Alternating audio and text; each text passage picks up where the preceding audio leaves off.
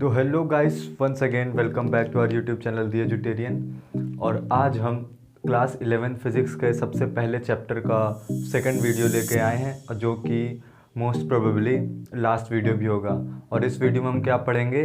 Types of forces. तो चलिए शुरू करते हैं।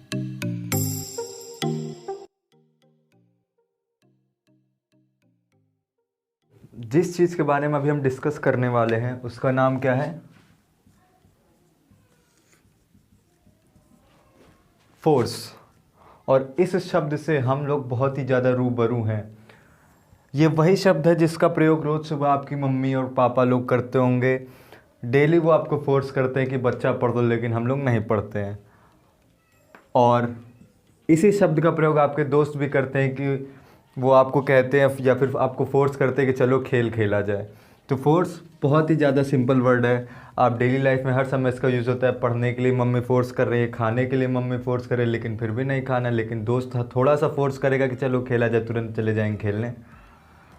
तो जब देखेंगे दोनों कंडीशन में, एक बार आपकी मम्मी फोर्स करके आपको बैठा रही हैं कि जाओ पढ़ो, यानी आपको धक्का मार रही हैं वो, यानी पुश दे रही हैं।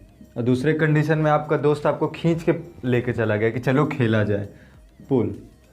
अब यहाँ से हम फोर्स की डेफिनेशन बनाने की कोशिश करते हैं। पहले कंडीशन में पुश कर रहे हैं, और इसमें आप क्या देख रहे हैं? जब आपकी मम्मी ने आपको पुश किया कि जाओ बेटा पढ़ो, लेकिन आप तो गए नहीं, वहाँ पे आपकी मम्मी बस टेंड करती रहेगी, वो चाहती रहेगी कि जाओ पढ़ो, लेकिन आपकी पोजीशन में कोई चेंज नहीं आया।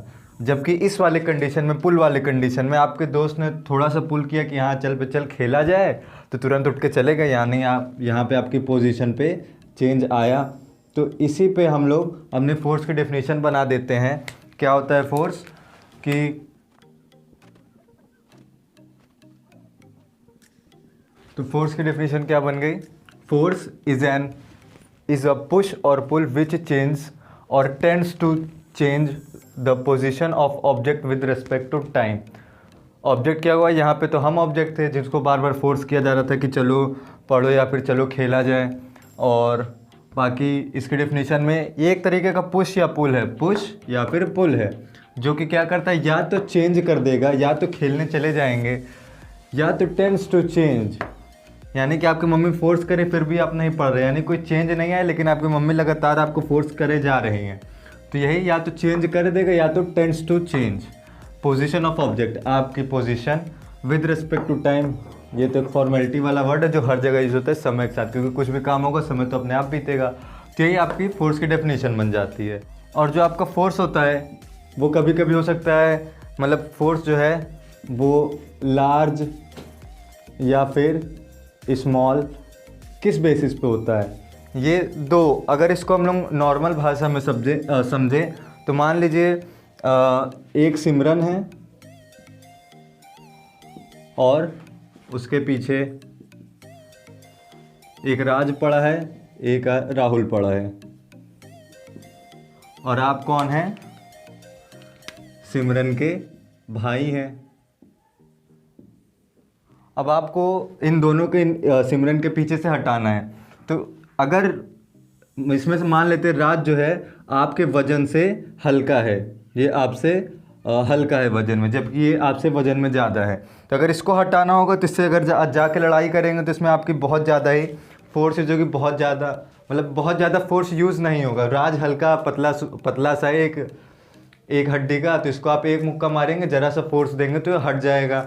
जबकि राहुल जो है हट्टा कट्टा तगड़ा है, इसका मास बहुत ज़्यादा है।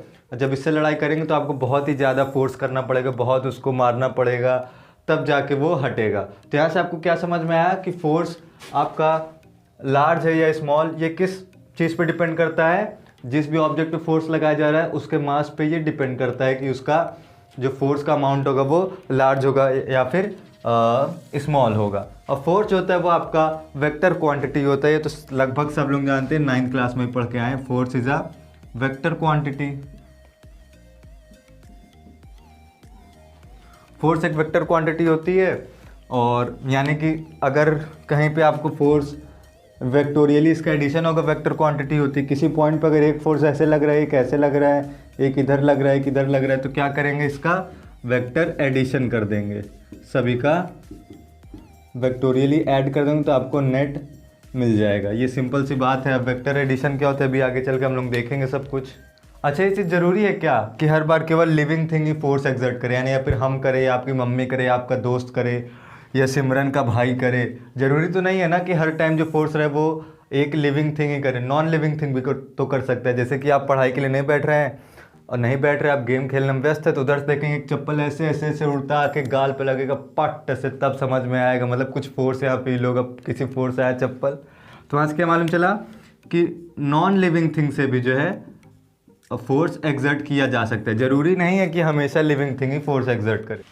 फोर्स की एसआई यूनिट क्या होती है? फोर्स की एसआई यूनिट न्यूटन होती है। और एक न्यूटन कितना होता है आपका जो है, एक न्यूटन किसी 102 ग्राम की चीज़ को 102 ग्राम की चीज़ को ज़मीन पर बांधे रखने के लिए जितना फोर्स चाहिए रहता है, एग्जैक्टली वही फोर्स 1 न्यूटन के बराबर होता है। ये फोर्स उतना ही होता है, ठीक। और ये 102 ग्राम कहाँ से आया? एक फार्मूला आप जानते होंगे या नहीं जानते होंगे, तभी आगे चल के हम लोग पढ़ेंगे। F=mg होता है। मतलब ये ग्रेविटी के केस में होता है, जब आपका फोर्स ग्रेविटी से यानी अर्थ लगा रहा हो, तो उस केस में F की वैल्यू हमारे पास 1 न्यूटन है, M निकालना है और G 9.8 हम लोगों को पता है। तो यहाँ से M की वैल्यू आपकी 102 ग्राम आ जाएगी लगभग। तो यहीं से हम लोगों को मालूम चला कि 1 न्यूटन जो होता है वो इतना फोर्स होता है जिससे हम लोग 102 ग्राम की किसी चीज़ को ज़मीन पर बांधे हुए रख सकते हैं। फोर्स की एसआई यूनिट न्यूटन होती है। इसको हम लोग एक और तरीके से इस यूनिट को हम लोग एक और तरीके से लिखते हैं, वो MKS सिस्टम में कैसे लिखते हैं? किलोग्राम मीटर पर सेकंड स्क्वायर। और ये वाली यूनिट हम लोग को कहाँ से मिलेगी? F=ma से फोर्स मास इंटू एक्सेलरेशन से मास का किलोग्राम, एक्सेलरेशन का मीटर पर सेकंड स्क्वायर। और ये हम लोग कहाँ पढ़े हैं? न्यूटन्स लॉज ऑफ मोशन में हम लोग ये पढ़े हुए, वहाँ से हम लोग की ये यूनिट आती है जिसको हम लोग एसआई में न्यूटन कह देते हैं। ये सिंपल सी बात है, दोनों इक्विवेलेंट होती है, दोनों में कोई अंतर नहीं। और जो आपका ये फोर्स होता है, ये फोर्स ये एक इंटरैक्टिव क्वांटिटी है। कैसी है? इंटरैक्टिव बोले तो यानी दो लोगों के बीच में वो चलता रहता है और दोनों एक दूसरे पे कुछ ना कुछ असर दिखाते हैं। अब इसका सबसे बेस्ट एग्जांपल है, जब भी आप स्कूल में होमवर्क करके नहीं ले जाते हैं, तो जब टीचर आपको एक थप्पड़ बजाता है गाल पे, तो थप्पड़ मारने के बाद टीचर ये बोलता है कि बेटा तुमको तो मैंने मारा, तुम्हारे साथ मुझको भी चोट लग गई। तो आप लोग सोचते होंगे कि टीचर आप झूठ बोल रहे, ले ऐसा नहीं होता, केवल मुझे ही चोट लगी। लेकिन अगर आप आज जान जाएंगे कि फोर्स इंटरैक्टिव क्वांटिटी होगी, तब आप जान जाएंगे कि जितना चोट आपके गाल पे लगी है, सेम उतना ही चोट किसको लगी होगी? टीचर के हाथ में भी लगी होगी। और इसी बात को हम लोग किस नियम से जानते हैं? न्यूटन के थर्ड लॉ से। न्यूटन के थर्ड लॉ से इस बात का हम लोग डिस्कशन किए होंगे, मतलब करेंगे आगे। हम लोग का एनएलएम भी चैप्टर आएगा, उसमें ये सब पढ़ेंगे। तो ये कुछ बेसिक्स जानकारी थी फोर्स के बारे में। क्या होता है? ये वेक्टर क्वांटिटी होती है जिसको वेक्टोरियली ऐड कर देते हैं। और वेक्टर एडिशन कैसे किया जाता है ये भी अभी हम लोग देखेंगे आगे आने वाले चैप्टर्स में।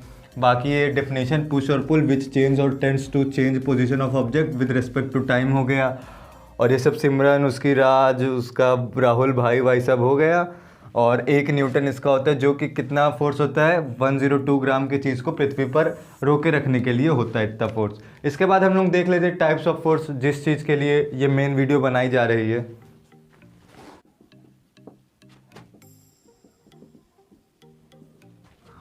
तो हम लोग देख लेते हैं टाइप्स ऑफ फोर्सेस, कितने प्रकार के फोर्स होते हैं। इस दुनिया में जितने भी टोटल फोर्स होते हैं, चाहे वो सेब का पेड़ से गिरने वाला फोर्स हो, चाहे गाल पे थप्पड़ लगने वाला फोर्स हो, चाहे कोई आके ठोक के चला गया फोर्स हो, चाहे किसी चीज़ को किसी चीज़ में बांध के लटकाए हैं उसमें कौन सा फोर्स हो, वो सभी टोटल जितने भी फोर्स होते हैं उनको हम लोगों ने पूरे साइंटिस्ट और फिजिसिस्ट सब में मिलके 4 पार्ट में डिवाइड किया है। कितने में? 4 पार्ट में।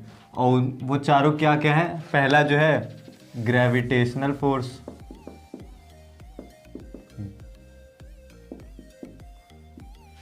फर्स्ट ग्रेविटेशनल फोर्स, उसके बाद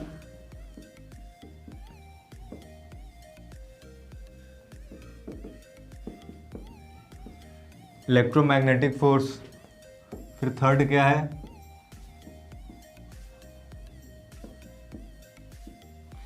न्यूक्लियर फोर्स, और चौथा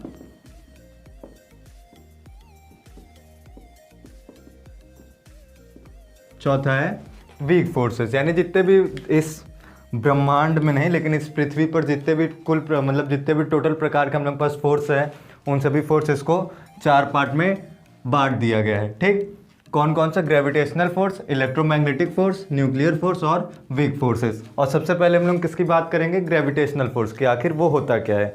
जो हमारा ग्रेविटेशनल फोर्स होता है वो किस कारण से होता है? ये बेसिकली हमेशा ये मास के कारण होता है। यानी कोई भी आपके ऑब्जेक्ट होगी उसके पास मास होना एकदम कन्फर्म है, क्योंकि मास सबके पास होता है। कोई चीज़ है तो उसके पास मास होगा ही। ठीक, तो किसी भी चीज़ के, किसी भी ऑब्जेक्ट के मास के कारण, मास के वजह से जो भी फोर्स काम करता है दो पार्टिकल या दो ऑब्जेक्ट के बीच में, उसी फोर्स को हम लोग ग्रेविटेशनल फोर्स कहते हैं। अब इस फोर्स को डिफाइन करने के लिए आपने यूनिवर्सल ग्रेविटेशनल कांस्टेंट वाला कॉन्सेप्ट पढ़ा होगा। उसमें बताया गया है कि जो फोर्स होता है, कोई दो ऑब्जेक्ट है, r डिस्टेंस पे रखा है। ठीक, अब इन दोनों के मास के कारण, इसका m1 इसका m2, इन दोनों के मास के कारण जो फोर्स काम कर रहा होगा, इन दोनों के मास के कारण जो फोर्स काम कर रहा होगा, वो फोर्स इन दोनों के मास के मल्टीप्लिकेशन के डायरेक्टली प्रोपोर्शनल होता है, ये उसी में। और जो इन दोनों के बीच की डिस्टेंस होती है उसके इन्वर्सली स्क्वायर के इन्वर्सली प्रोपोर्शनल होता है। यानी ये स्क्वायर इन्वर्स लॉ फॉलो करता है, स्क्वायर इन्वर्स लॉ फॉलो करता है। ये सिंपल सी बात है। कभी कभी डायरेक्ट लिख देता है कि स्क्वायर इन्वर्स लॉ फॉलो करता है। उसका मतलब क्या हुआ कि एक क्वांटिटी दूसरे क्वांटिटी के स्क्वायर के रेसिप्रोकल के डायरेक्टली प्रोपोर्शनल होती है। इसी को हम लोग स्क्वायर इन्वर्स लॉ कहते हैं। तो फोर्स जो मास के कारण दो ऑब्जेक्ट या दो किसी चीज़ के बीच में लगते हैं, वो उन दोनों के मासेस के मल्टीप्लिकेशन के डायरेक्टली प्रोपोर्शनल होता है, और उसके उन दोनों ऑब्जेक्ट के बीच के डिस्टेंस के इन्वर्स के स्क्वायर के प्रोपोर्शनल होता है। ऐसा कुछ होता है। ठीक, और इसको हम लोग किस लॉ से जानते हैं? इसको न्यूटन भाई साहब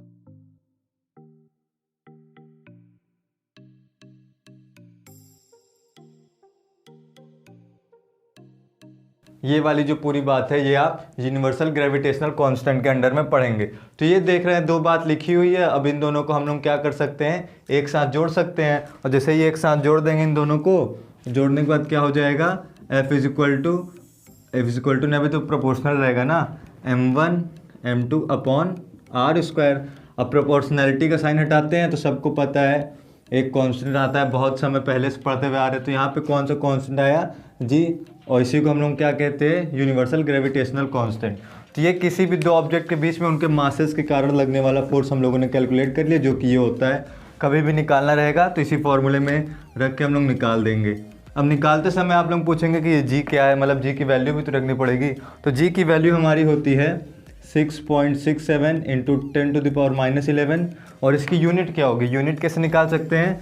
ये पूरा है, जी को इधर रखते, बाकी सबको इधर भेज देते। तो क्या हो जाएगा? F into R square upon m1 m2 equal to G. यहाँ से जी हो गया। अब सब इसकी यूनिट लिखने की कोशिश करेंगे। इसका क्या होगा? न्यूटन। ये क्या है? मतलब डिस्टेंस है ना, डिस्टेंस का स्क्वायर यानी metre square, divided by mass, दो ठो मास है यानी मास का स्क्वायर हो गया, यानी कि किलोग्राम स्क्वायर। यहाँ से आपको जी की वैल्यू मालूम चल गई 6.67 इंटू 10⁻11 न्यूटन मीटर स्क्वायर पर किलोग्राम स्क्वायर। तो ये आपकी छोटी सी नहीं, मतलब छोटी मगर मोटी बातें वाली बात हो गई। ये सिंपल सा फॉर्मूला है, बहुत जगह यूज़ होगा। अभी आपके सिंपल न्यूमेरिकल इसी पे हल हो जाएंगे। अब जैसे हम किसी ऑब्जेक्ट को ले लें, कुछ इस तरह ऑब्जेक्ट है, कुछ इस तरह ऑब्जेक्ट है। ठीक, तो अगर इन दोनों के बीच में हमको वो निकालना हो, यही वाला फोर्स, ग्रेविटेशनल फोर्स, तो पहले तो ये देखेंगे कि ये बहुत सारे पार्टिकल से मिलके बना है, ये भी बहुत सारे पार्टिकल से मिलके बना है। यानी कि पहली चीज़ तो इसके अंदर में ही कुछ ना कुछ फोर्स चल रहा होगा, एक दूसरे के ऊपर फोर्स लगा रहे होंगे। तो ऐसे कोई फोर्स इधर, एक इस पे फोर्स, एक इधर, ऐसे एक इधर, इधर उधर कहीं ना कहीं फोर्स लगा रहे होंगे। ठीक, तो अब इन सारे फोर्सेस को हम लोग एक मानेंगे, तभी तो एक इसको लेंगे, एक इसको लेंगे। अब इतना सारा करने में झंझट बहुत ज़्यादा हो जाएगा ना। तो पहले इन सभी फोर्सेस को आपस में वेक्टोरियली ऐड कर देंगे वेक्टर एडिशन से, और जब फाइनल फोर्स मिलेगा, फाइनल मास मतलब मिल जाएगा फाइनल फोर्स, और इधर से फाइनल मिलेगा, उसके बाद दोनों का फाइनल करके एकदम हम लोग फाइनल कर देंगे। अब या फिर एक दूसरा ये है कि इस पूरे चीज़ का, ये पूरे ऑब्जेक्ट का हम सेंटर ऑफ मास निकाल लें। सेंटर ऑफ मास क्या होता है? जहाँ पे पूरा उसका मास मतलब एकदम सेंटर्ड रहता है, वहीं पे उसका पूरा मास केंद्रित रहता है।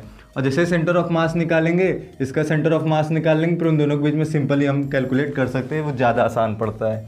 और जो कि हम लोग आगे करेंगे। और हम जो है स्फेरिकल, अभी आगे जितने भी आने वाले क्वेश्चन आएंगे उसमें हम लोग स्फेरिकल जितनी बॉडी होंगे उन सबको एक पॉइंट मास की तरह ही ट्रीट करेंगे, यानी उनका एक बीचों बीच का पॉइंट ले लेंगे जो एग्जैक्टली में, मतलब जो वास्तविकता में उसका सेंटर ऑफ मास रहता है। और इसी सेंटर ऑफ मास से उसके सेंटर ऑफ मास के बीच में हम लोग फोर्स निकाल देते हैं।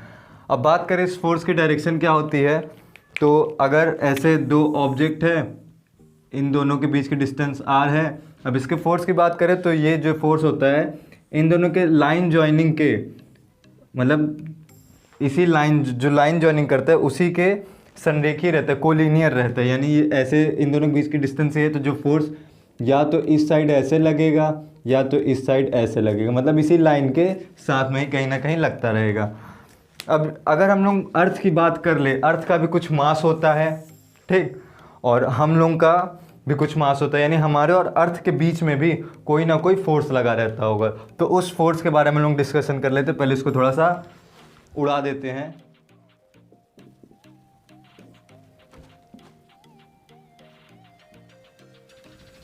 मान लीजिए ये अर्थ है। अब किसी भी चीज़ के हम लोग सेंटर ऑफ मास से ट्रीट करेंगे, और बता दिया मैंने अभी, तो इसका सेंटर ऑफ मास इसके एकदम बीचों बीच होगा, ठीक। इसके सेंटर ऑफ मास से हमारे बीच की डिस्टेंस क्या होगी? ये डिस्टेंस होगी। और ये डिस्टेंस कितनी होगी? दिख रहा है ये r, यानी रेडियस ऑफ अर्थ के बराबर होगी। और रेडियस ऑफ अर्थ कितना होता है? 6400 किलोमीटर। वैसे क्वेश्चन में जनरली दिया रहता है, ठीक। तो अब इसके बीच में अगर हम लोग फोर्स निकाले उसी वाले फॉर्मूले से, तो सिंपल क्या आएगा? अर्थ का मास m है, हमारा मास स्मॉल है, ठीक। F equal to G/m/r²। और अगर हम लोग बात करें, G कांस्टेंट है, मास ऑफ अर्थ हमेशा कांस्टेंट रहेगा, रेडियस ऑफ अर्थ हमेशा कांस्टेंट रहेगा। केवल हो सकता है कभी आपके ऊपर फोर्स निकाला जा रहा है, कभी आपके छोटे भाई के ऊपर निकाला जा रहा है, कभी आपके दोस्त के ऊपर, कभी पड़ोसन के ऊपर निकाला जा रहा है, तो उस हिसाब से वो चेंज होता रहेगा। तो यानी कि स्मॉल m कांस्टेंट है, बाकी ये सब कांस्टेंट है। तो ठीक है, तो अगर हम लोग जब Gm/ इस r² सभी कांस्टेंट वाले टर्म की वैल्यू निकालें, तो हमें एक फाइनल वैल्यू मिलती है जो कि अप्रॉक्सीमेटली 9.8 के आसपास रहती है। वैसे नहीं रहती है, इसको बाद में हम लोग क्वेश्चन में और अप्रॉक्सीमेट करके 10 मान लेते हैं। इसी के बराबर हम लोगों ने g दे दिया। इसी Gm/r² को हम लोगों ने स्मॉल g से डिनोट कर दिया, जिसका मतलब होता है बाद में एक्सेलरेशन ड्यू टू ग्रेविटी। इसको किस नाम से जानते हैं? एक्सेलरेशन ड्यू टू ग्रेविटी, इसको हम लोग इस नाम से जानते हैं। और तो यहाँ से हमें ये सारा कांस्टेंट था अर्थ के लिए, अभी ये केवल अर्थ के लिए कांस्टेंट है, बाकी सब के लिए नहीं है। इसी वजह से यहाँ पे हम लोग फोर्स ड्यू टू अर्थ के बारे में बात कर रहे हैं। तो यहाँ से हम लोग इस पूरे को g दे दिए, तो हमें क्या मिल गया फाइनल में? F equal to mg। और यही अभी हम लोग कुछ देर पहले डिस्कशन किया था। और इसी फोर्स, यानी जो अर्थ जो है हमारे ऊपर फोर्स लगा रहा है, किसी भी ऑब्जेक्ट के ऊपर फोर्स लगा रहा है, उसी को हम लोग एक स्पेसिफिक नेम दे देते हैं, जिसको क्या बोलते हैं? ग्रेविटी। इसी को हम लोग ग्रेविटी कह देते हैं। और ग्रेविटी वाला फोर्स कितना हो गया? F equal to mg। तो ये छोटी सी बात थी। और अगर इसके डायरेक्शन की बात करें तो इसी लाइन ज्वाइनिंग के साथ ही होगा। तो इसको हमें और इसके बीच में लाइन कौन से ज्वाइन कर रहा है? यही ज्वाइन कर रहा है। और यानी कि इसकी डायरेक्शन क्या हो जाएगी इस फोर्स की? Towards the centre of earth, earth के सेंटर के बीच में। तो ये इतनी बात ही होगी हमारी ग्रेविटेशनल फोर्स के ऊपर, कि ग्रेविटेशनल फोर्स क्या होता है? जो फोर्स मास के कारण दो ऑब्जेक्ट के बीच में लगता है, उसी को हम लोग ग्रेविटेशनल फोर्स कहते हैं। बाकी फोर्स है तो वेक्टर क्वांटिटी तो होगा ही। तो ये बात हो गई। और इस बात को ध्यान रखना, force due to earth, earth के कारण जो भी लगेगा, फॉर्मूले में जब हम वैल्यू रखेंगे तो Gm/r ये कांस्टेंट है, इसकी जगह इसकी वैल्यू निकाल के स्मॉल g के बराबर कर देंगे। और उसके बाद जो है फाइनल में F इक्वल टू mg आपको फॉर्मूला मिल जाएगा, जो कि ग्रेविटी के कारण लगने वाला फोर्स है। जो कि मैक्सिमम जब भी आप पढ़ेंगे, कोई भी सवाल सॉल्व करेंगे, तो यहाँ पे ऐसे आप नीचे mg लेके चलते हैं। अभी आगे हम लोग लेके चलेंगे तो वहाँ देखा जाएगा, ठीक है। इसके बाद हम लोग अपना नेक्स्ट इलेक्ट्रोमैग्नेटिक फोर्स देखते हैं। पहले इसको गायब करते हैं। तो ये जो हमारा चार्ज होता है, ये किस कारण होता है? जैसे ग्रेविटेशनल फोर्स मासेस के कारण होता था, ये वाला हमारा चार्ज के कारण होता है। चार्ज यानी कि पॉजिटिव चार्ज निगेटिव चार्ज इसके कारण होता है। जब आप चार्ज के डिटेल में जाएंगे तो आपको वास्तव में मालूम चलेगा कैसे पॉजिटिव और निगेटिव चार्ज नाम की कोई चीज़ होती नहीं है, लेकिन बस ऐसा एजम्पशन है ये। तो ये सब 12th की चीज़ें, अभी देखना हो तो देख लीजिएगा कहीं और से, लेकिन अभी इतना क्लियर कर लो, उसके बाद 12th देखा जाएगा। तो इलेक्ट्रोमैग्नेटिक फोर्स चार्ज के कारण लगते हैं, और अगर आपको जो दोनों चार्ज है, यानी दो आपने कोई ऑब्जेक्ट लिए हैं, दोनों पे कुछ ना कुछ चार्ज है Q1 Q2, और अगर ये दोनों ऑब्जेक्ट स्टेशनरी हैं यानी कि अगर रुके हुए हैं अपनी जगह पे, तब इन दोनों के बीच के फोर्स को हमारे एक साइंटिस्ट थे कूलाम, उन्होंने निकाला था। तो इन दोनों के बीच का फोर्स क्या होगा, उन्होंने वही Gm1m2/r² वाले से अपना ही दे दिया। क्या दे दिया? Q1 Q2/r², सेम उसी तरीके से निकलता है। उन्होंने अपना एक अलग ही फॉर्मूला दे दिया, इसको हम लोग कूलाम्बिक फोर्स या फिर यहाँ पे कूलाम की स्पेलिंग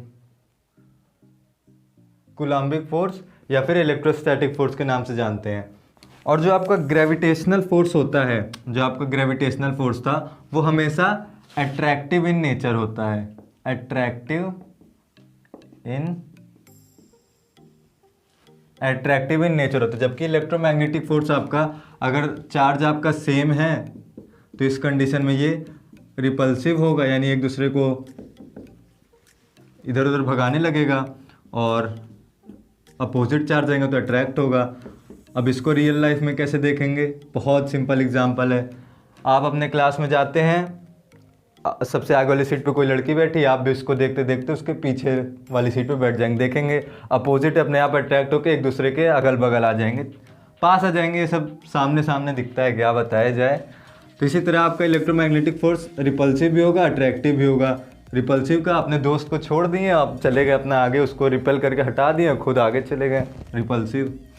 तो इलेक्ट्रोमैग्नेटिक फोर्स दोनों नेचर का हो सकता है। और इसके भी डायरेक्शन की बात करें, जो दो चार्ज हैं उन्हीं के लाइन जॉइनिंग के साथ में ही होगा, या तो इधर होगा या तो इधर होगा, जैसा भी उसका रिजल्टेंट आएगा। ठीक, तो ये बात हो गई। और जैसे यही रिपल्सिव और अट्रैक्टिव के बेस में कभी कभी कुछ क्वेश्चन आते हैं कि ऐसे आपको चार या जितने मन करे उतना ऐसे बॉल लटका दे देगा, क्या ABCD नाम दे देगा, और आपसे बोलेगा कि A जो है B को रिपेल कर रहा है, B D को रिपेल कर रहा है, C A को अट्रैक्ट कर रहा है, और A भी C को अट्रैक्ट कर रहा है, और इसी तरह B D को रिपेल कर रहा है। ऐसे करके 4-5 स्टेटमेंट दे देगा, और आपसे पूछेगा कि न्यूट्रल बॉल कौन सी है, यानी कि किस पे चार्ज नहीं है। तो इस कॉन्सेप्ट में हमें क्या निकालना पड़ता है? सबसे पहले देखना पड़ेगा कि कौन सी ऐसी बॉल है जो कि रिपल्सन नहीं कर रही है। जैसे कि यहाँ पे जितने मैंने स्टेटमेंट बताया, वहाँ पे A रिपल्सन नहीं कर रही है, तो यहाँ से आपको जो भी बॉल रिपल्सन नहीं करेगी वही न्यूट्रल होती है। ठीक, ये तो बहुत छोटी सी बात है, क्योंकि रिपल्सन कब करेगी? जब सिमिलर चार्ज होंगे, जब चार्ज ही नहीं रहेगा उस पर, तो उसके पास वो केवल मास के कारण फोर्स लगेगा, मास से केवल अट्रैक्टिव फोर्स आता है, यानी कि जो भी बॉल केवल अट्रैक्शन करेगी, रिपल्सन नहीं करेगी, तो वो न्यूट्रल होगी। तो यहाँ से हम लोग को एक छोटा सा पॉइंट मिलता है इस तरह क्वेश्चन सॉल्व करने के लिए कि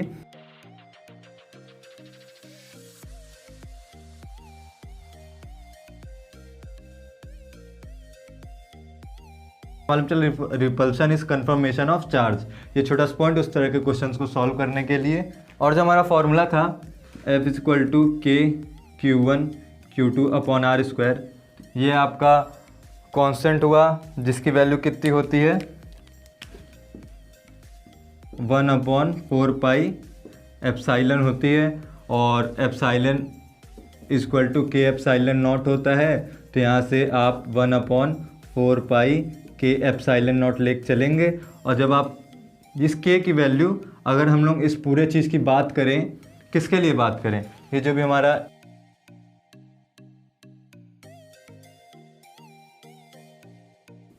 ये जो K यहाँ पे हम लोग K मिला, इसकी वैल्यू कितनी है? 1/4 पाई एप्साइलन, और एप्साइलन बराबर क्या होता है?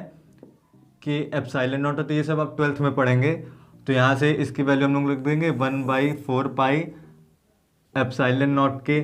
और अगर ये कैपिटल के मान लेते हैं, तो अगर हम लोग बात करें वैक्यूम के लिए, यानी निर्वात के लिए जो K है, इसकी वैल्यू आपकी 1 हो जाएगी। तो यहाँ से आपको वैक्यूम के लिए क्या मिल गया, 1/4 पाई एप्सिलॉन नॉट। और के की वैल्यू अगर जब ये सब की वैल्यू रख देंगे आप, ये परमिटिविटी होती है, यानी कि वो कितना परमिट कर रहा है, मतलब उन दोनों के बीच में फोर्स को आने जाने के लिए कितना वो परमिट कर रहा है कि हाँ तुम मेरे बीच में, मेरे मीडियम में तुम फोर्स लगाओ। तो वही परमिटिविटी की वैल्यू आपको दी रहेगी जब रखेंगे, तो यहाँ से आपके के की वैल्यू मिल जाएगी 9 × 10⁹ और इसका अगर यूनिट निकालना हो तो इसी तरह इस सब को इधर भेज देंगे तो आपको वही मिल जाएगी न्यूटन मीटर स्क्वायर पर कूलाम्ब स्क्वायर। ठीक, तो इस तरह आपको के की वैल्यू मिल गई। ये वाले किसके लिए के की वैल्यू है, ये आपके वैक्यूम के लिए। एप्सिलॉन नॉट की वैल्यू निकालेंगे, एप्सिलॉन नॉट की वैल्यू आती है 8.85 × 10⁻12। अब ये इसका उल्टा है, 4 पाई कांस्टेंट, यानी इसका यूनिट से कोई फ़र्क तो पड़ेगा नहीं, इस वजह से इसकी पूरी यूनिट को जो है इसी पलट देंगे तो हो जाएगा कूलाम्ब स्क्वायर पर न्यूटन मीटर स्क्वायर। आपको एप्सिलॉन नॉट की वैल्यू मिल गई। तो ये तो हमारी बात हो गई इलेक्ट्रोमैग्नेटिक फोर्स जब आपका चार्ज स्टेशनरी हो। जब चार्ज चलता है तो उसके साथ साथ आपका मैग्नेटिक फोर्स भी उसी में ऐड हो जाता है। ये सब 12 में पढ़ेंगे, तो अब ये सब पढ़ने की कोई ज़रूरत नहीं है। अब देख लेते हैं इलेक्ट्रोमैग्नेटिक फोर्सेस के एग्जांपल कहाँ कहाँ आपको देखने को मिलता है। तो इलेक्ट्रोमैग्नेटिक फोर्सेस के एग्जांपल देखें, जो आपका कॉन्टैक्ट फोर्स होता है, कॉन्टैक्ट फोर्स यानी कि नॉर्मल फोर्स, जैसे किसी टेबल पे आपका कोई ऑब्जेक्ट रखा है, ये टेबल, एक तो इसके नीचे mg लगेगा हमेशा, फोर्स ड्यू टू अर्थ वाला, और एक जो है ये टेबल, इसके ऊपर एक फोर्स ऊपर एग्जर्ट करता है जिसको हम लोग एन से या कभी कभी आर से डिनोट करते हैं, एन से या फिर कभी कभी आर से डिनोट करते हैं। यही हमारा कॉन्टैक्ट फोर्स होता है। और जो कॉन्टैक्ट फोर्स होता है, जो टेबल इस मास के ऊपर लगा रहा है, वो एक टाइप का इलेक्ट्रोमैग्नेटिक फोर्स ही होता है। कैसे होता है, जब ये दोनों पास पास में आते हैं, अगर यहाँ पे हम लोग, ये मान लीजिए आपका डिब्बा है, ये आपका टेबल है, इसको हम लोग ये जूम कर दिए तो इसका हम लोगों को पार्टिकल दिखने लगा, ये ऐसे ऐसे ऐसे, और टेबल का ऐसे ऐसे ऐसे, इसके एटम दिखने लगे। और जूम करेंगे तो देखेंगे कि इसके जो एटम्स के अंदर इलेक्ट्रॉन प्रोटॉन की पोजीशन है, वो दोनों ने ऐसे अरेंज कर ली है कि एक दूसरे के ऊपर वो रिपल्सन करने लगे, एक दूसरे को भगाने की कोशिश कर रहे हैं। तो इसी के कारण हमारा एक कॉन्टैक्ट फोर्स आ जाता है इन दोनों के कॉन्टैक्ट में आने से। कैसे हुआ, दोनों जब कांटेक्ट में आए, दोनों के एटम पास पास आए, तो उन्होंने अपने इलेक्ट्रॉन प्रोटॉन को इस तरह अरेंज कर दिया कि दोनों ऑब्जेक्ट के जो एटम्स हैं उनके इलेक्ट्रॉन प्रोटॉन एक दूसरे को रिपल्सन करने लगे। इस वाले का इलेक्ट्रॉन इधर वाले को इधर भेज रहे, इधर वाले का एटम मतलब इस वाले को ऊपर भेज रहे, जिससे हम लोगों का एक कॉन्टैक्ट फोर्स जनरेट हो गया। ठीक, तो ये कॉन्टैक्ट फोर्स हो गया। और बात कर ले फोर्स इन स्ट्रिंग।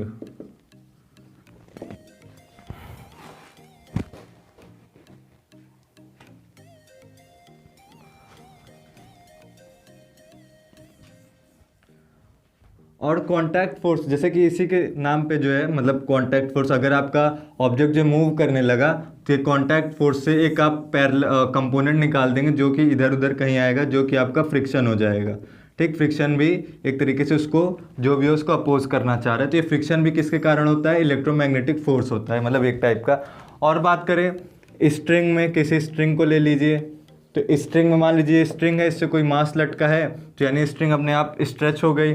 तो जैसे ही स्ट्रेच होगी तो इसके जो यहाँ पे जो है, इसको अगर हम लोग जूम कर दें तो इसके यहाँ पे कुछ एटम होंगे, इसके ये कुछ एटम होंगे। ये एटम एक दूसरे को यहाँ पे रिपल्सन की जगह यहाँ पे अट्रैक्शन का केस होने लगता है, जिसकी वजह से ये स्ट्रिंग जो है इसको अपने साथ रखे रहती है, ये नहीं मतलब तोड़ के हटाने की कोशिश नहीं करती, अपने आप को इसी के साथ जोड़े रखती है एक मतलब पर्टिकुलर फोर्स तक। ज़्यादा फोर्स mg हो जाएगा तो फिर तो टूट ही जाएगा ना, मतलब एक बैलेंस्ड mg रहे आपके पास, तो यहाँ पे एटम रहेंगे एक दूसरे को, स्ट्रिंग के एटम और ऑब्जेक्ट के एटम एक दूसरे को अट्रैक्ट करे रहेंगे। और ये एटम में अट्रैक्शन क्यों हुआ, उसी चार्जेस मतलब अपने आप चार्ज इंड्यूस करके उन लोग अट्रैक्शन करने लगेंगे, जो कि एक इलेक्ट्रोमैग्नेटिक फोर्स के अंदर में आता है। इसी तरह जो आपका स्प्रिंग में फोर्स होता है, ऐसे ऐसे स्प्रिंग है, उसके साथ कुछ मास ऐसे खींच दिए, इसके एटम जैसे ही दूर दूर गए, मतलब स्प्रिंग जो है खींचने के बाद कुछ ऐसे ऐसे हो गई, तो इसके एटम दूर दूर हो गए, दूर दूर हुए तो उन एटम ने अपने इलेक्ट्रॉन प्रोटॉन को इस तरह रीअरेंज कर दिया कि आपस में अट्रैक्शन फोर्स लगने लगा। जैसे और जैसी किसी कंडीशन में अगर ये पास पास हो गए तो इन्होंने फिर अपने इलेक्ट्रॉन प्रोटॉन को इस तरह अरेंज कर दिया कि ये आपस में रिपल्सन करने लगे। तो ये भी फोर्स इन अ स्प्रिंग, ये भी किसके अंडर में आता है, इलेक्ट्रोमैग्नेटिक फोर्स। तो आई होप आप सबको क्लियर हो गया हो। तो इसके बाद इस तरह हमारे इलेक्ट्रोमैग्नेटिक फोर्स के बारे में आपको जानकारी मिल गई। और अब बात करते हैं न्यूक्लियर फोर्स के बारे में, क्या होता है। उससे पहले इसको उड़ा दिया जाए। और एक और छोटा सा पॉइंट, जो ग्रेविटेशनल फोर्स होता है वो इलेक्ट्रोमैग्नेटिक फोर्स से मैग्नीट्यूड में और सब चीज़ में हमेशा या तो बराबर रहेगा या तो लेस देन रहेगा। अब कैसे, जैसे मान लीजिए दो चुंबक है आपके पास, दो मैग्नेट, और दोनों का नॉर्थ पोल पास पास लाएंगे, दोनों सेम है, तो क्या होगा, रिपल्सन होगा, दोनों एक दूसरे को भगाना चाहेंगे। लेकिन ग्रेविटेशनल फोर्स अगर के और काम करता है तो दोनों आपस में अट्रैक्शन करते हैं। तो ऐसे क्या मालूम चल रहा है, मास चाहे जितना भी हो, अगर अपोजिट पोल हो गए तो ग्रेविटेशनल फोर्स का कोई काम नहीं रह जाएगा। फाइनली आपका इलेक्ट्रोमैग्नेटिक फोर्स ही दोनों को इधर उधर भगा देगा, रिपल्सन करवा देगा। उसके बाद हम लोग अपना अगला टाइप का फोर्स देखते हैं, क्या है, न्यूक्लियर फोर्स। ये क्या होता है, अब एटम होता है, उसमें होता है न्यूक्लियस। न्यूक्लियस में होते हैं ढेर सारे प्रोटॉन और न्यूट्रॉन। जो न्यूक्लियस होता है वो पूरे एटम का 1/10⁻21 वॉल्यूम लिया रहता है, यानी कि इतना बड़ा सा है तो उसमें बहुत ही छोटा सा एटम का पार्ट लिया रहता है आपका न्यूक्लियस। फिर भी जब आप पढ़े होंगे एटॉमिक स्ट्रक्चर तो उसमें आप क्या मालूम चलता है, इसी न्यूक्लियस में ही पूरा 99.98% मास भरा रहता है। और इस मास में जो है मोस्टली प्रोटॉन रहता है और न्यूट्रॉन रहता है। इतनी छोटी सी जगह है जिसमें प्रोटॉन भी है न्यूट्रॉन भी है। और प्रोटॉन जो है पॉजिटिव चार्ज होता है, न्यूट्रॉन न्यूट्रल, यानी कि प्रोटॉन और प्रोटॉन के बीच में एक तरीके का मतलब सेम चार्ज है प्रोटॉन प्रोटॉन, तो रिपल्सन तो होना चाहिए। इसका मतलब रिपल्सन है तो इससे क्या होना चाहिए, रिपल्सन है यानी प्रोटॉन को एक दूसरे से दूर हो जाना चाहिए, यानी सबको एक जगह सेंटर्ड रहने के बजाय एक मतलब ऐसे ऐसे फैल जाना चाहिए। लेकिन फिर भी ये नहीं फैलता है। क्यों नहीं फैलता, मतलब एक न्यूक्लियस है, उसमें ढेर सारा प्रोटॉन है और न्यूट्रॉन है, तो प्रोटॉन में रिपल्सन के कारण उन सभी को तो दूर दूर हो जाना चाहिए, ऐसे एक जगह रहना ही नहीं चाहिए। तो क्यों ये एक जगह रहता है, तो इसी का कारण है हमारा न्यूक्लियर फोर्स। ये एक ऐसा फोर्स है जो कि प्रोटॉन और न्यूट्रॉन के न्यूक्लियस में आपस में रखने के लिए मतलब वर्क करता है। और न्यूक्लियर फोर्स की भी यही खासियत है कि ये केवल प्रोटॉन और न्यूट्रॉन के लिए ही काम करता है। तो यही सिंपल सा था न्यूक्लियर फोर्स। फोर्स जो है आपका शॉर्ट रेंज होता है, यानी कि बहुत छोटे रेंज के लिए काम करता है। अगर हम लोग बात करें 10⁻14 मीटर से रेंज अगर आपकी कम हुई तो ये जो आपका न्यूक्लियर फोर्स आएगा ये स्ट्रॉन्गेस्ट फोर्स हो जाएगा, यानी सबसे स्ट्रॉन्ग फोर्स, यानी कि इलेक्ट्रोमैग्नेटिक फोर्स से भी ज़्यादा स्ट्रॉन्ग। और उधर जितना भी आपका स्ट्रॉन्ग है ग्रेविटेशनल से तो सब स्ट्रॉन्ग ही रहते हैं, सबसे ज़्यादा स्ट्रॉन्ग। लेकिन जैसे ही आप इसका वो रेंज बढ़ा देंगे, इससे ज़्यादा रेंज कर देंगे, यानी दोनों पार्टिकल के बीच की डिस्टेंस इससे ज़्यादा हो जाएगी, प्रोटॉन या फिर न्यूट्रॉन के बीच में, तो ये अपने आप काम करना बंद हो जाएगा, फिर ना के बराबर काम करेगा। तो ये छोटी सी बात थी न्यूक्लियर फोर्स की। अब लास्ट टाइप ऑफ फोर्स देख लेते हैं, वीक फोर्सेस क्या होती हैं। तो वीक फोर्स जो है इसकी बात करें तो एक न्यूट्रॉन जो होता है वो टूट कर प्रोटॉन, इलेक्ट्रॉन और एंटी न्यूट्रिनो देने की क्षमता रखता है, देने की टेंडेंसी रखता है। और इसको हम लोग किस नाम से जानते हैं, बीटा नेगेटिव डी के नाम से जानते हैं। और इसी तरीके जो हमारा प्रोटॉन होता है वो जो है न्यूट्रॉन, पॉजिट्रॉन, न्यूट्रिनो, इस चीज़ में टूटने की टेंडेंसी रखता है, जिसको हम लोग बीटा पॉजिटिव डी के नाम से जानते हैं। तो यही हमारा न्यूट्रॉन जो होता है वो प्रोटॉन, इलेक्ट्रॉन और एंटी न्यूट्रिनो में टूट सकता है बीटा नेगेटिव डी के होने पर। और आपका जो प्रोटॉन होता है वो न्यूट्रॉन, पॉजिट्रॉन और न्यूट्रिनो में टूट जाता है। तो ये इस फिनोमेना के लिए, ये दोनों फिनोमेना के लिए जो भी फोर्स रिस्पॉन्सिबल है उसी फोर्स को हम लोग वीक फोर्स के नाम से जानते हैं। तो देखा कितना नाम से अलग था। तो ये था हमारा चारों टाइप्स ऑफ फोर्स। और इसके बाद अगर हम इसके बाद जो आपका उसी चैप्टर में टॉपिक है कि फिज़िक्स का स्कोप क्या है, तो फिज़िक्स का स्कोप की हमें बात करने की बिल्कुल भी ज़रूरत नहीं है। फिज़िक्स का स्कोप ये है कि आपके बोर्ड्स में अच्छा नंबर दिलवा सकता है, आपकी थिंकिंग इम्प्रूव कर सकता है। फिज़िक्स हर जगह है, जहाँ तक आपकी नज़र जाए वहाँ तक। अगर आपकी नज़र भी वहाँ तक जा रही है ना, तो वो केवल लाइट और रिफ्रैक्शन, रिफ्लेक्शन और इमेज फॉर्मेशन से जा रही है, जो भी एक फिजिक्स का पार्ट है। आप हमें देख पा रहे मोबाइल से, वेव ऑप्टिक्स आ गया वहाँ पे। तो यहाँ से आपको क्या मालूम चला, फिजिक्स हर जगह है, इसके स्कोप की कमी है ही नहीं, हर जगह फिजिक्स है। तो इस तरह हमारा क्लास 11 का फिजिक्स का पहला चैप्टर ख़त्म होता है।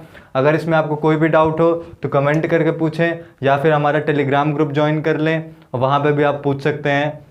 और वीडियो देखने के लिए शुक्रिया। मिलते हैं अगले चैप्टर में अगले वीडियो के साथ। धन्यवाद।